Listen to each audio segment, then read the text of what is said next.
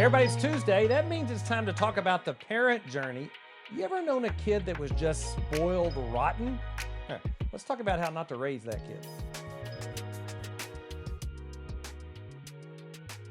Hey, welcome. Glad that you're here. Obviously, Taylor is with me. He knows a lot about spoiled rotten kids. Yes, I like to think maybe I wasn't one of them. I don't know. Right. And today we're going to talk a little bit about how to raise kids that are not. Now, you know, the very term spoiled rotten. Yeah. I mean, it doesn't sound pleasant. It doesn't sound great. Don't know if that's the way I want anybody to describe me. No, or any of our kids. Yes. Spoiled rotten. Although I'm the baby of the family, so my brother and sister would often say this. To this day, still. I can see how that. It's tough when you're labeled the spoiled rotten kid. Yeah, right? Thank you. But I think about like spoiled eggs, spoiled milk. Yeah. Ugh, nobody wants any of that. No, it's thrown out. It's terrible. And so sometimes we feel like kids are spoiled. And so what's the definition when somebody says that kid is spoiled rotten?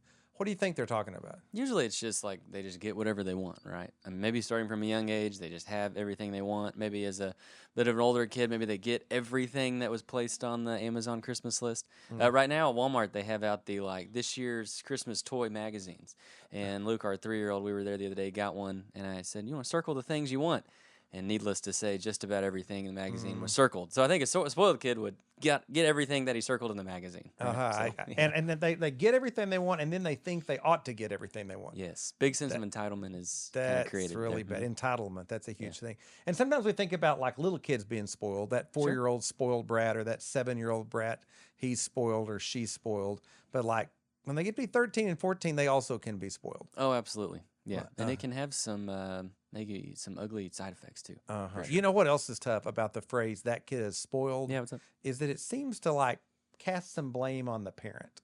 Yeah. Oh, like the parent is the one responsible for the fact that the child is spoiled. Yeah. No, I think that's true. Anytime you might hear a parent make a comment about a kid being spoiled, it comes off in a way, and it's probably pointed, that's never in a way that's degrading towards the kid. It's always a shot at the parent. Ooh, it's not just like that kid's spoiled, it's that kid is being spoiled by parents. I think that's brutal. Sure. And if you're a parent, you don't want anybody to say your kid is spoiled because they're really saying you're a lousy parent. Yeah. Which, I mean, nobody wants to hear that. Nobody wants to be that. Okay. So let's say your kid is not currently spoiled. Congratulations, if that is true. Good job. Like, how do we keep kids? How do we raise kids so that when they're 14 or 15 or 17 or whatever, that they aren't spoiled? Like, what are the keys we would say to this idea? Yeah, so we talk about this a lot this time of year. Like we want ourselves to be grateful people, and there's some very practical ways. There's some ordinary ways that we could practice thanks. I mean, we're just about a week out from the time that we'll gather around the tables and we'll give thanks, right? But maybe what are some specific things we could do with teenagers to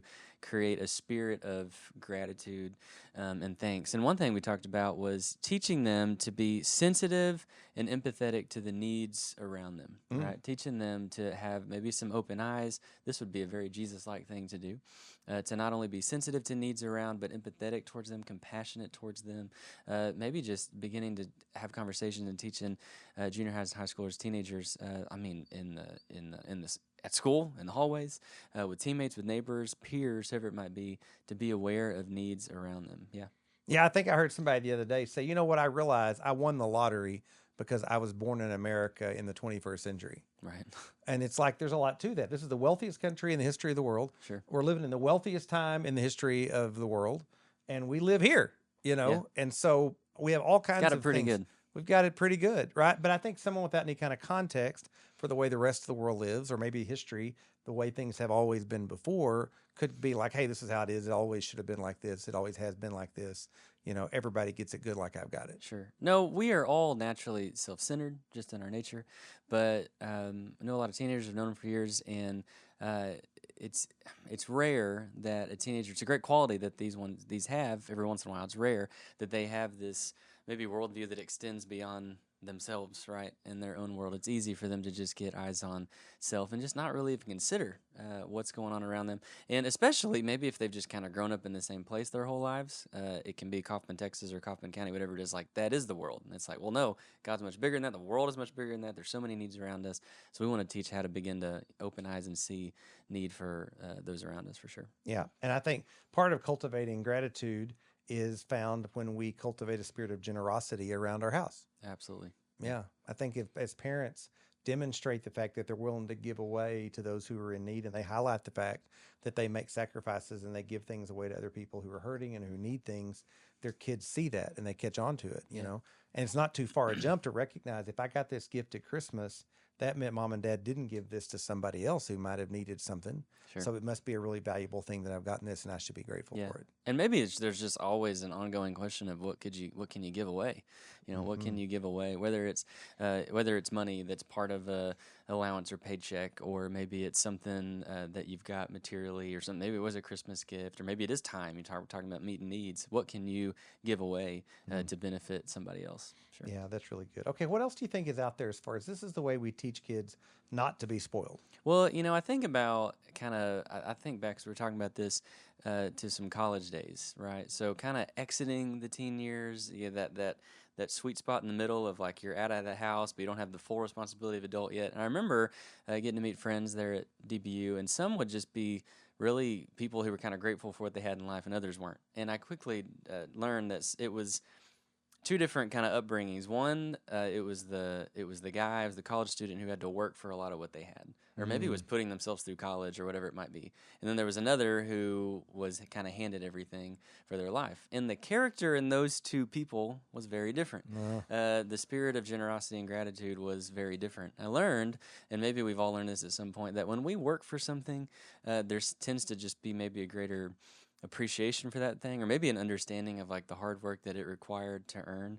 So I think especially when we reach, this doesn't really make a whole lot of sense a lot of the time for a 5 or 6 year old, but when we get into the teenage years, it does make a lot of sense to begin to teach some ownership, some work ethic, in order to earn the things that they might want, rather than buying them the $1,000 iPhone. Maybe they're actually putting in some work to get it, right? Yeah, This that's type pretty of good. thing. I know this young man that just started working at Discount Tires. Sure. And Good first job. his first job, but he was completely shocked when he realized like how little he made. Like I think his Oh, first yeah. paycheck was like $225, expecting and he'd been thousands. he'd been changing tires. He'd been out there in the heat all summer long.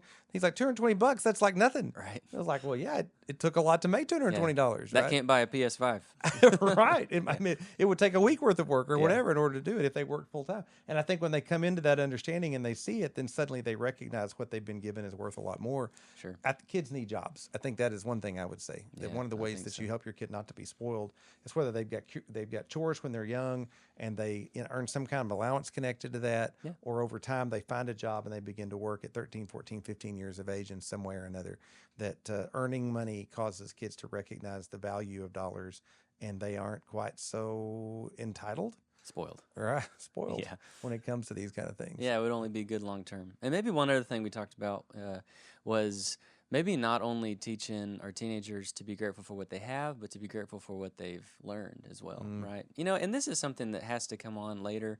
We began to start to practice some Thanksgiving at home with our boys who are very young, and it's all what they don't really know how to think that way. It's more they're thankful for McDonald's or their Hot Wheels, right? But by the time junior and high school comes, they've had some life experience at this point that they can learn from. So sometimes it's allowing them and having some leading them in conversation to reflect on, what has God taught you up to this point in life? Maybe what is a difficult circumstance that's happened in your life through a hard friendship, or maybe it was a breakup, whatever it might be, or something hard that's happened in our family that God has taught you that you've learned from, that's actually made you stronger, wiser, smarter, or the rest, right? And sometimes, connected to this, it might be a practical example I think of is maybe not letting them quit or give up on the thing that they might want to quit. Maybe they want to quit basketball halfway through the season because it's hard, or they're tired, or maybe they're not as good at it as they wanted to be. But there's some lessons to be learned is, no, we're not going to quit. We're going to persevere through the thing that you committed to, and we're going to try to learn from it, right? It doesn't mean you have to play next year, but you do got to finish the thing you committed to. And I think there's really something to not only teaching them to be grateful for what they have, but to be grateful for what they've learned up to this point in life, and that would only pay off long term, I think, in their lives. Yeah, that's really great. Well, obviously, this is the Thanksgiving season. It's a good time to be teaching our kids how to be grateful, and there's a lot of ways at it. But obviously, being grateful is one of the real keys to not being spoiled. Sure. Like you don't find many kids that are deeply thankful for what they have and what they've been given who are also spoiled. And so, best of luck to you, mom and dad. And may God bless you as you try to help your kids to understand from a young age, really, about the importance of gratitude. And instilling it when they're young makes it easier when they're in that 13, 14, 15-year age No doubt. to kind of reinforce that as a family, we recognize every good and perfect gift comes from God. Hmm. And we're thankful for every little thing that we have. And that certainly is a part of the pathway to raising a great kid. Good. Anything else from you today? No, that's good. Happy Thanksgiving season, y'all. You guys have a great week. Look forward to seeing you tomorrow.